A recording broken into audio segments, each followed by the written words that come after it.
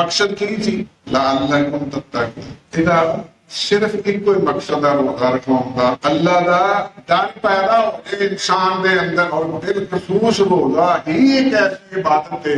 جہد نال اللہ دا ڈر پیدا ہو سکتا ہے، کیونکہ انسان تنہائی دے اگر انہوں کچھ کھان پین نو میسر آندا ہے تو نہیں کھانا نہیں پیندا، اس ارادے نال نہیں پیندا کہ اللہ پاک دے سامنے میں وعدہ کیتا ہے کہ روزہ رکھیا ہے تے میں اللہ کی رضا واسطے سب کچھ چھڈے ہے۔ پھر اللہ کے رسول صلی اللہ علیہ وسلم نے یہ شرطاں لا دیتی۔ اللہ کے رسول صلی اللہ علیہ وسلم نے فرمایا کہ جہاں بندہ روزہ رکھتا ہے تے جھوٹ بولنا نہیں ہٹتا، تے غیبت کرنا نہیں ہٹتا، چوری کرنا نہیں ہٹتا، زیادتی کرنا نہیں ہٹتا،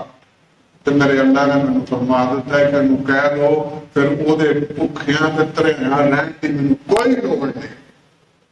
وہ دا کوئی روزہ نہیں، ساری دیہاڑی بھکھا رہے تریا رہے، انہیں بھوک کٹی ہے، انہیں پیاس کٹی ہے، انہیں روزہ نہیں رکھا، بظاہر انہیں اپنے لوگ روزہ رکھے، لیکن اللہ کے رسول صلی اللہ علیہ وسلم نے فرمایا کہ اگر کام نہیں کیتے کام نہیں چھڑے تو پھر روزہ کوئی